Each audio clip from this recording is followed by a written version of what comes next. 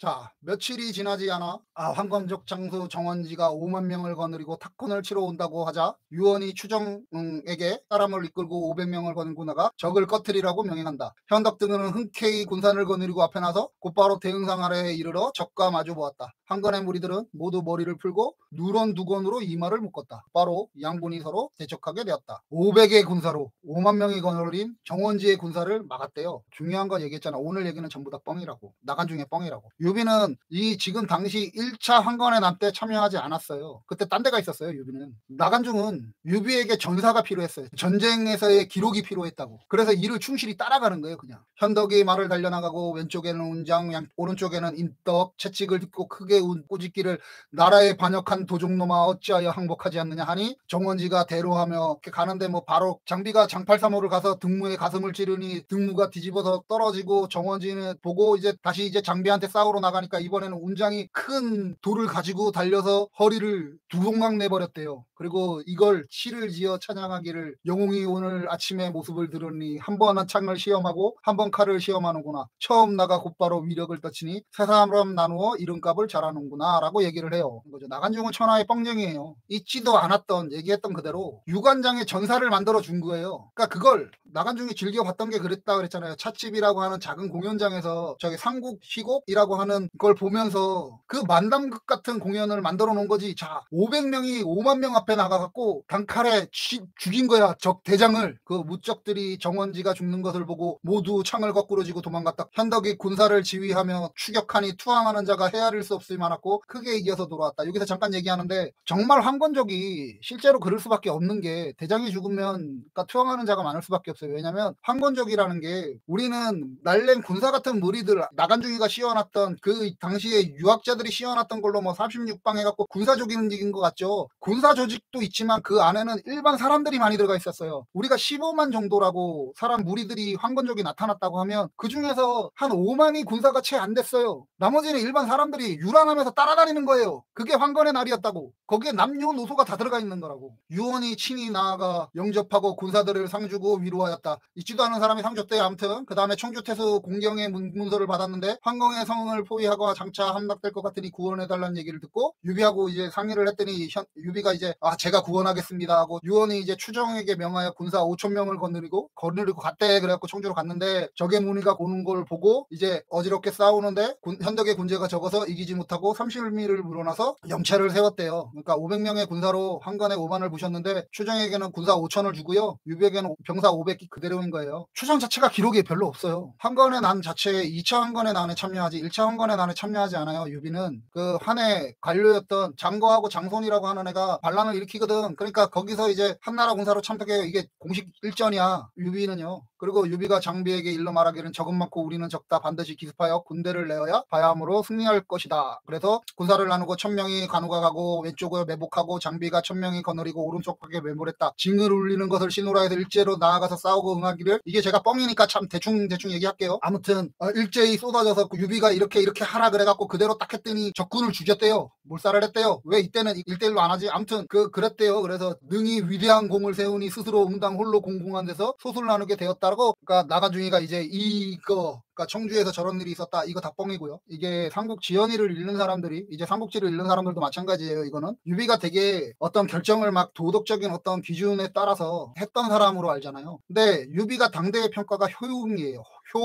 효웅은 뭐냐면 장군한테 이 효웅이라고 하는 얘기가 하면 자비없고 무자비한 장군이라는 뜻이에요. 이 효웅이라는 게 이게 노숙이 송곤한테 유비를 소개하면서 했던 얘기가 그 효웅이거든요. 그러니까 원소가 옛날에 조조랑 싸우면서 진림이라고 하는 글 잘 쓰는 애가 있어요. 걔가 조조한테 이렇게 글을 써서 보내고 경무하게 이제 그러니까 막 화나게 하는 거니까 그때 하니까 충성스러운 일을 제거하고 착한 일을 했지니 오로지 효웅의 지시로다라고 하는 글을 써서 보내니까 조조가 열받아해요. 그러니까 이 효는 악한 새. 그 효가 옛날에 사람들은 올빼미가 엄마를 잡아먹는다라고 여겨서 천하의 몹쓸새로 판단을 했대요. 유비는 엄마를 찾지를 않았는데 그러니까 효웅이 맞기는 한 것 같아요. 아무튼 우리는 삼국지를 보면 뭔가 대단히 덕이 있고 막 사람들을 이해하고 해줄 것 같죠. 당대 평가가 그랬어요. 유비는 자기가 지휘해서 전장에서 이긴 적이 있어요, 몇 번. 그거 부하들한테 뺏겨요. 그 대표적인 게 제갈량한테 뺏긴 것도 있어요. 나중에 이제 얘기해 줄게요. 유비는 절대 그렇게 고상한 유학자가 아니에요. 뭔가 대의를 위해서 이런 거 없어요, 유비 인생에. 유비는 절대 유학하는 사람이 아니에요. 뭐 심지가 곱고 그런 사람 아니에요. 유비는 절대 그럴 수 있는 사람이 아니었어요. 아무튼 공경이 군사를 잘 먹인 후에 추정에게 돌아가려고 그러니까 유비에게 말하니 지금 중량장 노식, 그러니까 자기의 스승인 노식이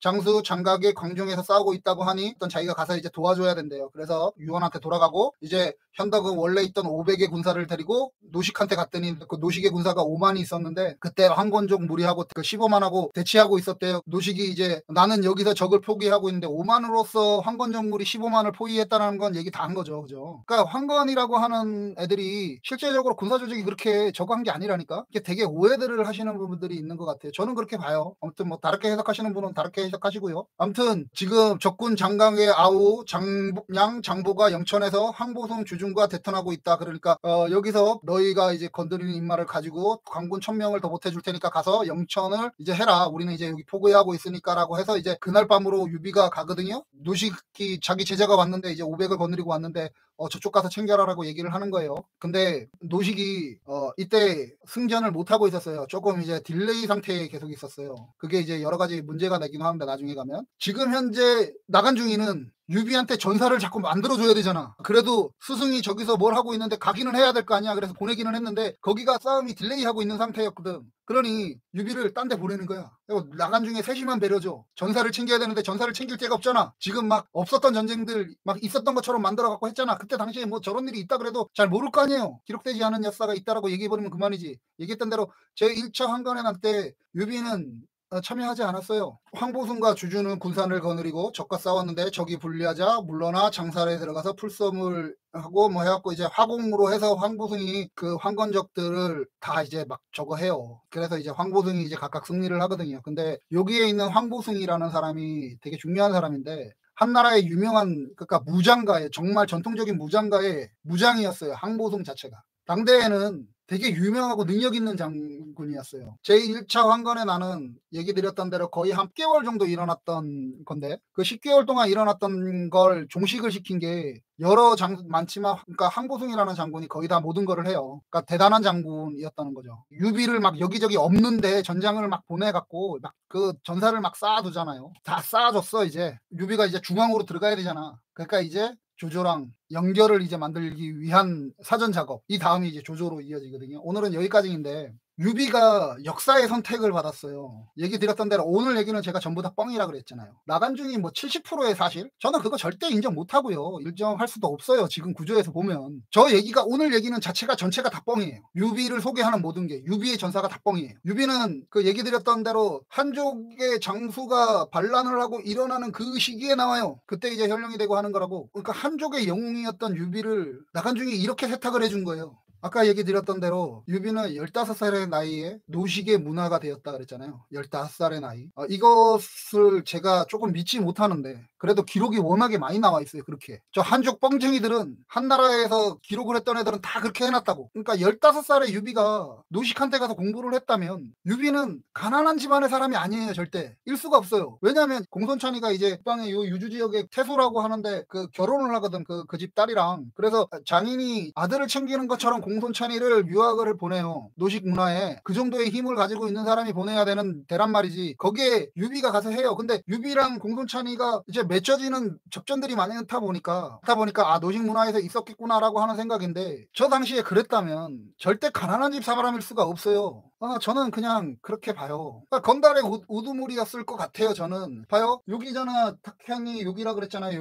여기가 이제 바로 북경 근처인데 이쪽에서 장사를 하려면 장세평이나 소상 같은 사람이 장사의 뒷배를 봐주는 사람들이 많이 필요했겠죠. 황건적들 때문에 유비한테 돈을 준 게 아니라 얘가 장사를 하려면 그렇게 뒷배를 봐주는 사람들이 있어야 되는 시대였다는 거지. 왜냐하면 이민도 또 바로 근처에 있고 이 당시에 이쪽에서 일들이 많았거든요. 그거를 나중에 공손천이가 정리를 하거든요.